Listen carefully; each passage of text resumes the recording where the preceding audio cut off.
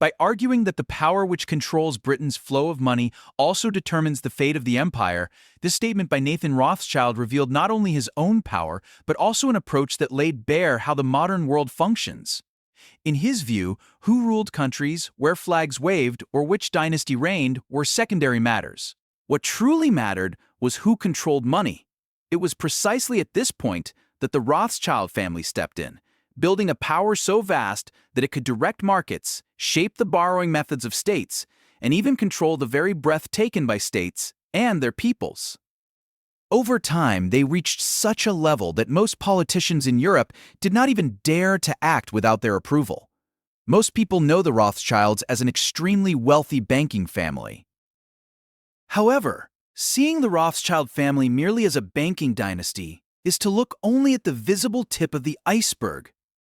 The traces they left on the unseen pages of history go far beyond an ordinary definition of wealth.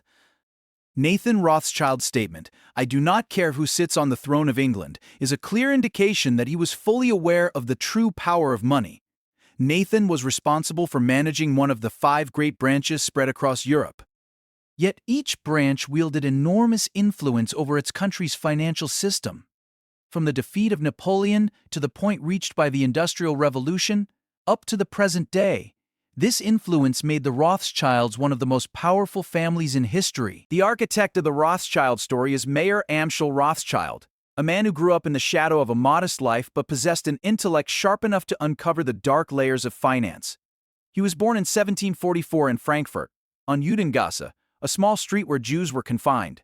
This was an excluded living space where more than 3,000 Jews struggled to survive under heavy restrictions, surrounded by walls and extreme overcrowding. They were forbidden to go out at night, on days off, or on special holidays. They could not enter public spaces, be part of social life, or even gather in groups of 3. Judengasse was a place where exclusion was felt to the very core. Had Mayer's family not died early, his life might have taken a completely different direction. His family was raising him to become a rabbi. However, losing his parents at an early age separated him from this path. After their death, he was forced to abandon his education halfway and began working as an apprentice in a banking house. This unexpected change of direction was a turning point that altered the course of history. During his time there, he learned the intricacies of the financial world. He became particularly specialized in rare coins from the Persian, Roman, and Byzantine periods. These ancient coins were highly prized by the European aristocracy, and Mayer learned to recognize this demand and turn it to his advantage. At a young age, he undertook the task of evaluating and classifying coins collected from the major trade fairs held in Frankfurt. He was only 19 years old when he had already mastered the most advanced financial practices of the era. Later, he returned to Frankfurt to join his family and entered trade, working together with his brothers. Thanks to the rare coin trade he had learned in his youth, he achieved significant success in a short time. This leap did not escape the attention of Crown Prince Wilhelm of Hesse. The prince appointed Mayer as court factor, a highly prestigious position given to Jewish financiers who managed the financial affairs of nobles. This appointment marked Mayer's exit from Judengasse and opened the doors to a great financial empire. As Mayer's business grew, so did his vision. He sent his sons to different regions of Europe and had them establish branches across the continent. He instilled 2 fundamental principles in all of his sons: to work closely with ruling dynasties and to emphasize the importance of male heirs in ensuring the continuity of the family business.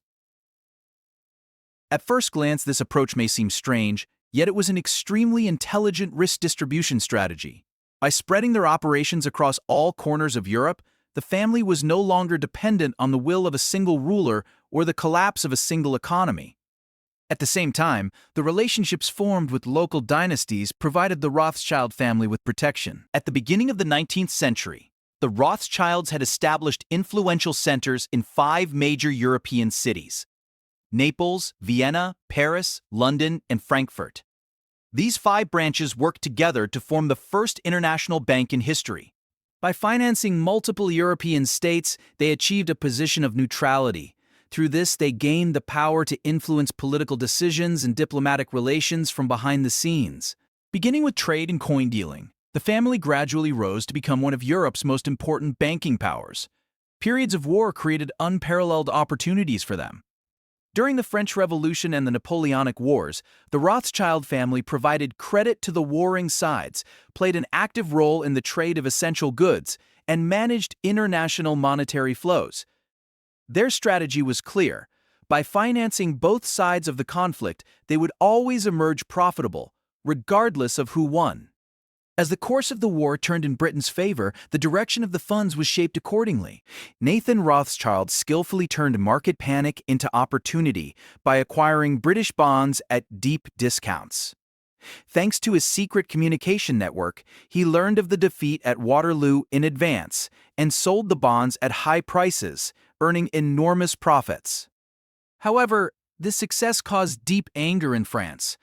Despite the equal rights Napoleon had granted to the Jewish population through liberal laws, the fact that a prominent Jewish family stood on the opposing side was perceived as betrayal. These strategic moves by the Rothschilds laid the groundwork for them to become symbols of capitalism and global inequality.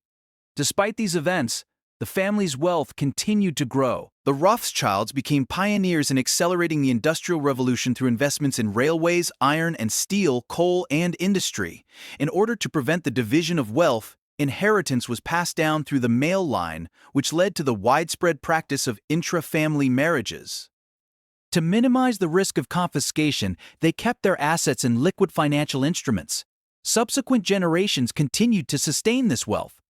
By acquiring ownership of mercury reserves in Spain, Nathan secured global dominance in gold and silver refining, and they obtained major stakes in giant companies such as De Beers, Rio Tinto, and Royal Dutch Shell. From providing loans after France's defeat by Prussia to playing a role in the acquisition of the Suez Canal, they were involved in many critical developments. In America, Rockefeller's rise also gained momentum with Rothschild support. The fact that the Balfour Declaration was addressed to Lionel Walter Rothschild reflected the family's support for the Zionist movement. Philanthropy was also a family tradition that reinforced their public image. Libraries, hospitals, orphanages, and educational institutions were financed. As a result of this social influence, family members received baronial titles, entered parliaments, and were accepted into the aristocracy. With the closure of the Naples and Frankfurt branches, the empire was shaken. The Vienna branch was dismantled and suffered great destruction during the Nazi occupation, while the Paris Bank was nationalized. However, the London branch managed to survive. By 2008, the family's assets were reorganized and brought together once again. Today, while continuing their charitable activities, the Rothschilds remain influential in finance, energy, and mining. Although the full extent of their power is not precisely known, the traces they left on world history are undeniable. The turning point created by Mayer Rothschild's early loss of his family changed the shape of the modern world. For better or worse, the Rothschild family has shaped the course of history.